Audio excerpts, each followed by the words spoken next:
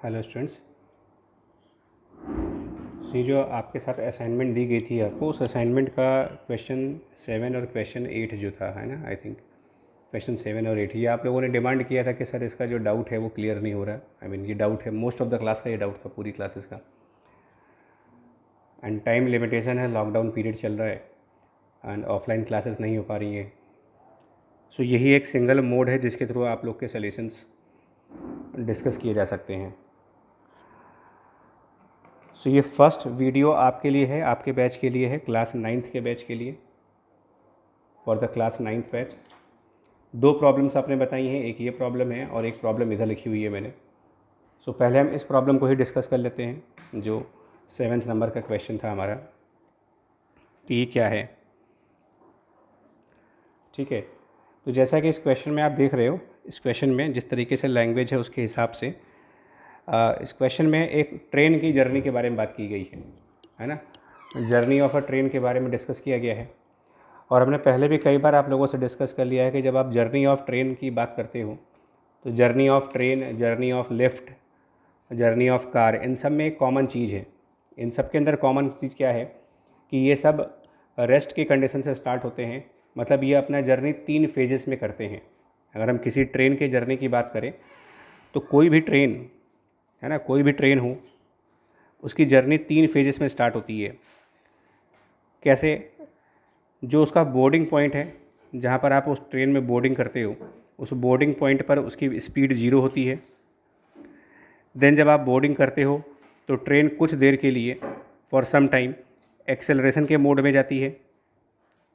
तो ये एक्सेलरेट कर जाएगा कुछ देर के लिए, फिर वो ट्रेन कुछ और डिस्टेंस के लिए अपने वेलोसिटी को मेंटेन करता है, ये होता है। और फिर वो ट्रेन नेक्स्ट स्टेशन आते आते, मतलब जहाँ पर आपका डेस्टिनेशन वाला स्टेशन है वहाँ तक आते आते वो ट्रेन जो है रिटार्डेट होती है और रिटार्डेट करके वो फाइनली स्टॉप हो जाती है। ये कुल मिला करके हमारा फेजेस होते हैं इसके।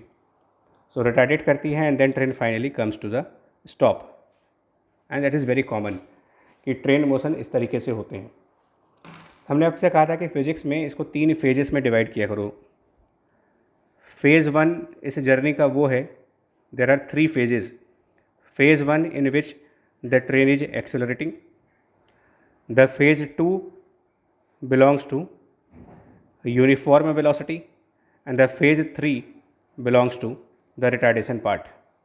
सो journey of train can be divided in 3 phases. अब इसके आगे इस क्वेश्चन को सॉल्व करने के 2 अप्रोचेस हैं। एक हम फॉर्मूला के थ्रू इक्वेशंस लगा के सॉल्व कर सकते हैं और एक ग्राफिकली इसको सॉल्व कर सकते हो। तो अगर हम यहाँ पर इसको ग्राफिकली सॉल्व करने की कोशिश करें ना, इस क्वेश्चन को अगर मैं थ्रू ग्राफ करना चाहूँ तो रिलेटिवली मेरे को ज़्यादा ईजी पड़ता है।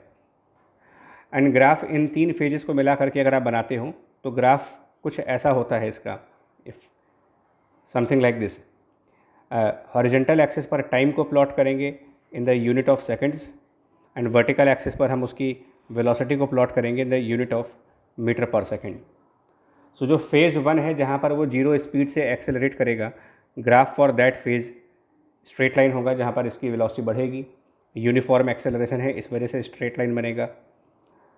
देन फेज़ 2 है ना, जो फेज़ 1 है उसका ग्राफ हो गया। सो 1 फेज़ 2 का ग्राफ जो होगा उसके अंदर उसकी वेलोसिटी मेंटेन है।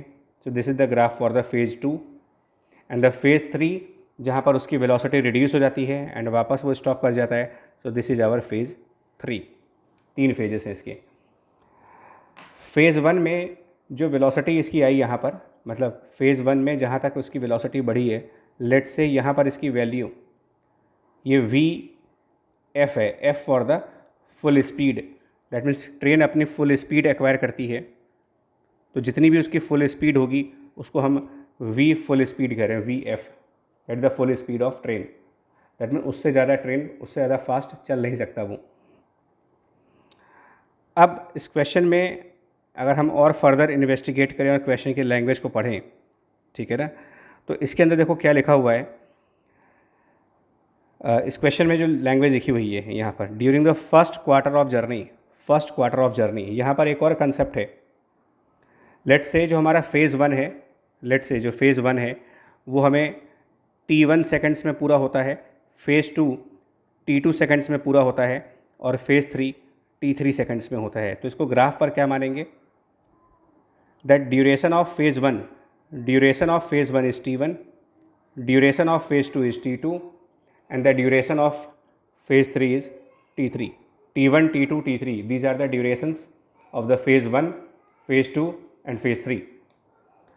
अब मुझे ये भी पता है कि एक बार अगर आपने वेलोसिटी टाइम ग्राफ कंस्ट्रक्ट कर लिया तो इसका जो एरिया डिफाइन करते हो आप, area under the velocity time graph, area under this velocity time graph, ये area under the velocity time graph, this portion, ये डिस्प्लेसमेंट होगा फेज़ 1 का। एरिया अंडर फेज़ 2 ग्राफ के अंडर जो एरिया है ये डिस्प्लेसमेंट ऑफ द फेज़ 2 होगा, और एरिया अंडर फेज़ 3 ग्राफ जो होगा वो डिस्प्लेसमेंट अंडर फेज़ 3 होगा।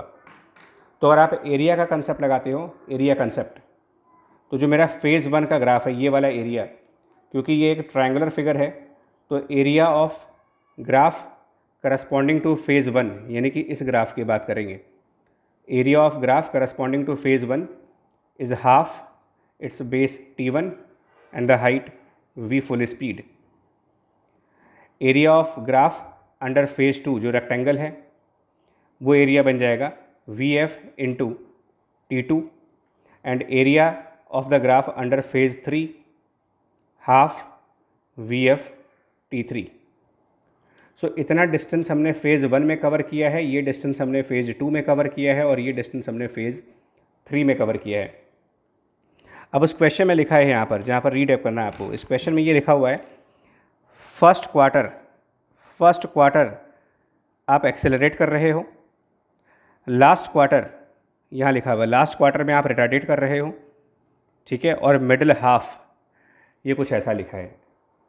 तो अगर हम ये मान लें कि टोटल हमारा जो डिस्टेंस है, लेट्स से जो टोटल डिस्टेंस